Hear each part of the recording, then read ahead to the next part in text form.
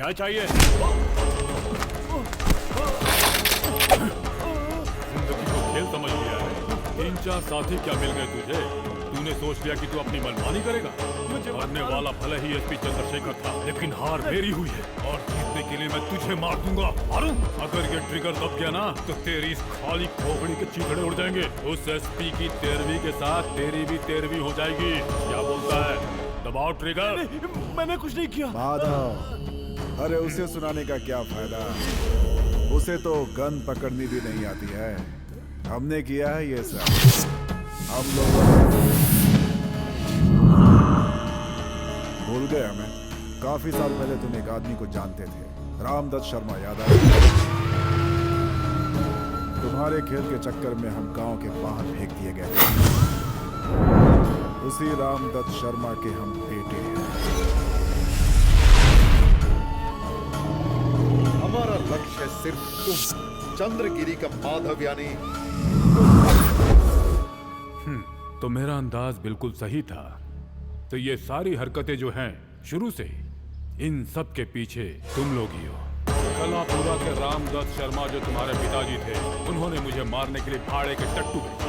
इंसानियत के नाते मैंने तुम्हारे बाप को उस समय छोड़ दिया और आज उसके सपोरे आकर मुझे धमकाने का प्रयास कर रहे हैं। मुझे वैसे भी उम्मीद नहीं थी कि रामदत्त शर्मा के बेटे इससे अच्छा काम कर पाएंगे। लानत है। और जिस तरह से आज घिनौने तरीके से तुमने उस कोर्ट रूम में एसपी चंद्रशेखर को मारा है, तुम्हारे लिए जो थोड़ी बहुत भी सहानुभूति थी वो सब आज की आज खत्म हो गई। इससे पहले कि मेरा शैतान जाग जाए, मैं तुम लोगों को आखिर चेतावनी दे रहा हूँ।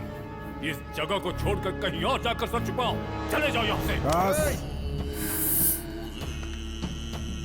माधव, अगर सोच रहे हो कि हम तुम्हारी सहानुभूति का इंतजार कर रहे हैं तो गलत हो। वो रामदत्त शर्मा की जरूरत थी, पर आज हालात बदल गए। तब हम रोते थे, पर आज नहीं। आज हमारा मकसद एकदम साफ है। तुमसे बदला लेने के लिए आज हम सब यहाँ इकट्ठे हैं और तुम्हें मौत के घाट उतारने से कोई नहीं रोक सकता हम लोगों को। आज हमने अपने उन्हीं पुराने दुखों को इकट्ठा करके अपनी ताकत बना ली है। देख लो हम लोगों की तरफ, हम हैं अन्नपूर्णा ग्रुप। हमें माफी देने वाले तुम कौन होते हो? लो निकलो यहाँ से। गिरी के माधव साहब,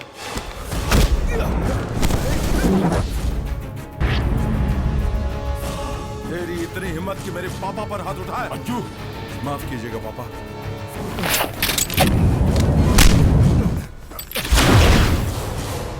चंद्रगिरी के माधव मेरे पिताजी हैं, कोई साधारण आदमी नहीं है। आदर्श हैं वो एक। सही को सही और गलत को गलत सिखाने वाले आदर्श गुरु हैं वो।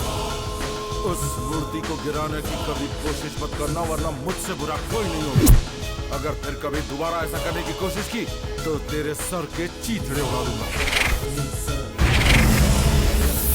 ब्रदर, अपने भाई को जरा कंट्रोल में रखो। उसे गुस्सा कुछ ज्यादा ही आता है। उससे को कम, वरना इस गुस्से को सफेद कपड़े में लपेटकर शमशान तक पहुंचा दूंगा। मेरे पापा को कभी भी अकेला मत समझना, क्योंकि उनके पीछे मैं खड़ा हूं पहाड़ जैसा। ये बात तुम कभी भी मत भूलना।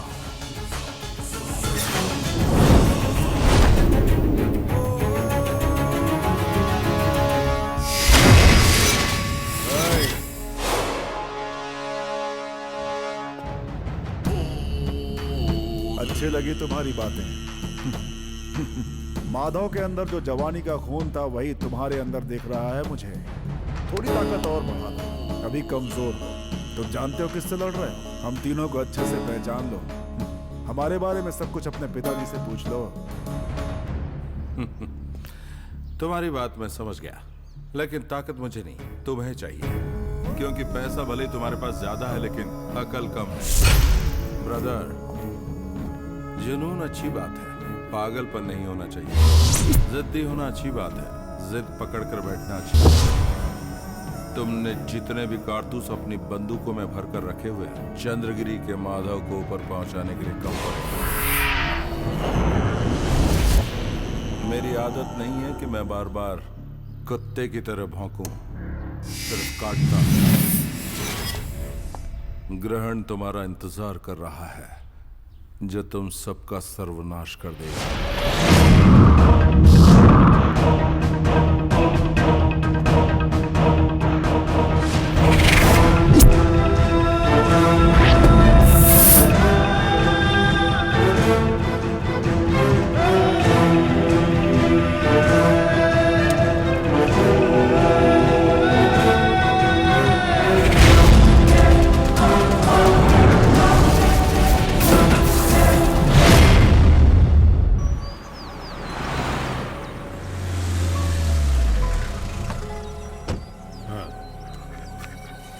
अज्जू,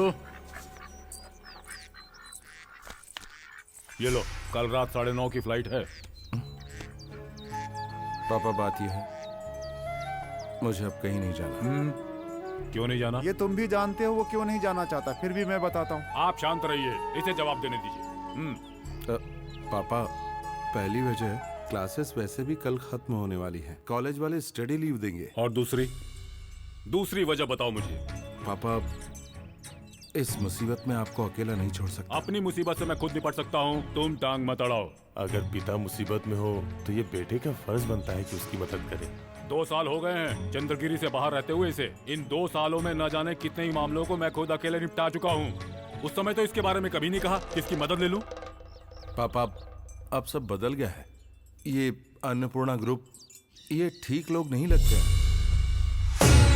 कौन ठीक है कौन नहीं, ये मुझे समझाने की जरूरत नहीं है। मैं जो कह रहा हूँ वो तुम करो। माधव अकेले अपने मामले निपटा सकता है, उसे तुम्हारी जरूरत नहीं। अब जाओ। ठीक है।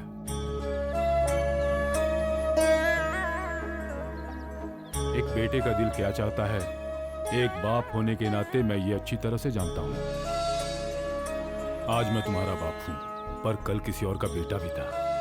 पर एक बेटे का दिल अपने बाप के दिल को कभी नहीं समझ सकता। मेरे बारे में ज्यादा मत सोचो बेटा, मुझे कुछ नहीं होने वाला। जाओ।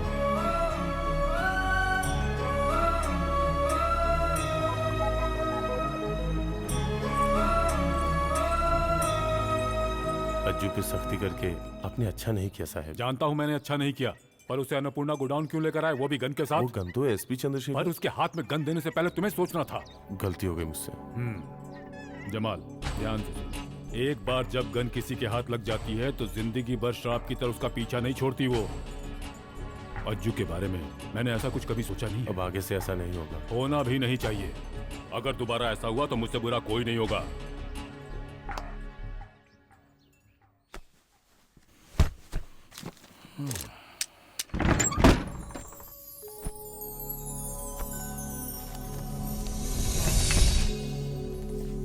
तुम्हारा जाना निश्चित है? जाना तो पड़ेगा ही। तुमने सुना नहीं, पापा का ऑर्डर। पापा को जानने के लिए पापा बनना जरूरी नहीं, अच्छा बेटा बनना ही काफी है। और मैं वही बन रहा हूं।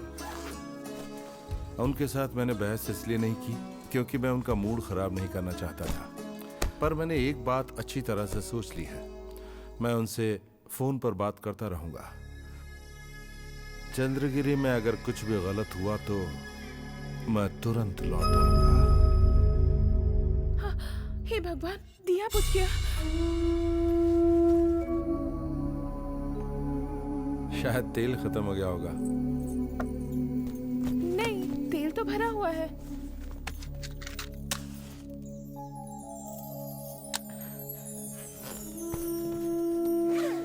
तुम्हारा इस तरह से जाना शायद माँ को भी पसंद नहीं। सच है, आपको भी पसंद नहीं कि मैं इस घर को और पापा को छोड़कर जाऊं।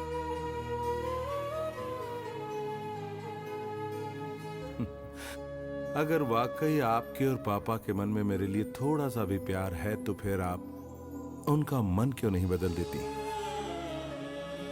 आज जो हालात यहाँ हैं, उनमें मैं पापा को अकेला छोड़कर नहीं जाना चाहता, पर क्या करूं, जाना तो पड़ेगा ही, मजबूरी है। प्लीज।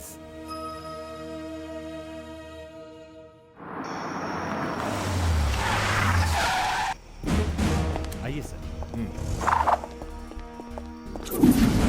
सर, आपके बारे में ही सोच रहे थे कि आप कब चार्ज लेंगे। यहाँ सभी सुपीरियर ऑफिसर्स के सबऑर्डिनेट हैं, जो कि गलत है। सीनियर और जूनियर मिलकर काम करेंगे तभी पब्लिक के नजदीक आ पाएंगे, यही मैं चाहता हूँ। सर, हमारे पुलिस स्टेशन में ज्यादा इश्यूज नहीं है सर। ये वही पुलिस स्टेशन है ना जहाँ दिन दहाड़े मैजिस्ट्रेट के सामने एसपी को गोली मारी गई थी? और इंस्पेक्टर, इसी पुलिस स्टेशन के अंदर जाली करेंसी का केस चल रहा है। जी हाँ सर। हाँ, मैं नहीं चाहता कि दोबारा ऐसा हो। सर। ये मेरी टेरिटरी है, okay? Sir. Varghese, sir. Security guard को बुलाओ, ड्राइवर को बुलाओ, पूछताछ करनी है। Sir officially I am very strict. जब ड्यूटी की बात होती है तब मैं किसी को नहीं बख्शता। अगर कभी किसी तरह की बदनामी होती है तो वो पूरे डिपार्टमेंट की होती है। तब मैं बिना सोचे सबका जीना हराम कर दूंगा। पिछले एसपी चंद्रशेखर की मौत और एम्बुलेंस करेंसी केस, ये दोनों केस हमारे लिए बहुत मायने रखते हैं। So we have to unearth the mystery around both these cases at any cost. Sir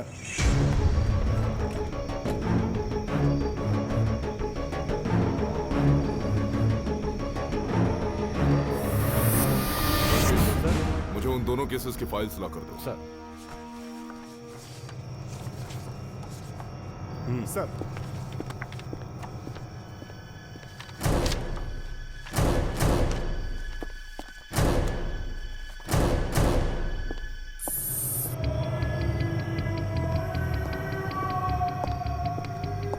sir engine number 808297, registration number TN8737। Registered owner Tamil Nadu का है, कोयम्बटूर का कोई मिस्टर नागराज। उन्हें कस्टडी में लिया या नहीं? सर नहीं लिया, व्हाई? वो कोयम्बटूर में अन्नपूर्णा ग्रुप के राइस मिल में मैनेजर है। So what? अगर वो किसी पावरफुल राइस मिल कंपनी में मैनेजर है तो उसे अरेस्ट नहीं कर सकते? सर हमने आईजी को रिक्वेस्ट भेजी है, लेकिन अभी तक हमें कोई ऑर्डर नहीं मिला है। नहीं मिला है? ऑर्डर नहीं मिला है तुम्हें? आईजी को रिक्वेस्ट भेजने की कोई जरूरत नहीं। ये एस पे वेट्रिवल मारन IPS काफी है। समझ गया ना? सर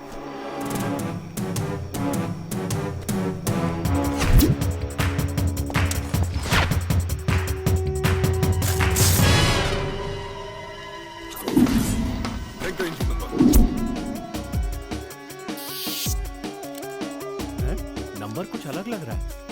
सर इंजन का नंबर अलग है। और यहाँ जो नंबर लिखा है, सर लेकिन फॉरेंसिक टीम के पास इन्वेस्टिगेशन के लिए भेजी गई गाड़ी कोई और है। सच बताओ, कितने में बेचा खुद को? नहीं सर, मैं वैसा आदमी नहीं हूँ। तो ये नंबर कैसे चेंज हो गया? तो अब मैं समझा तुमने कोयम्बतूर के राइस मिल मैनेजर को अरेस्ट क्यों नहीं किया। अरेस्ट किया होता तो उनसे तुम्हारा कमीशन तुम्हें कैसे मिलता, इसी बात की चिंता हुई होगी ना तुम्हें उस वक्त। नया FIR लिखो और उसमें इस इंजन नंबर और रजिस्ट्रेशन नंबर को लिख लो। मैं जानना चाहता हूँ कि ये गाड़ी किसकी है। चाहे वो जो हो, उसे मेरे सामने ले आओ। Bring him to my office.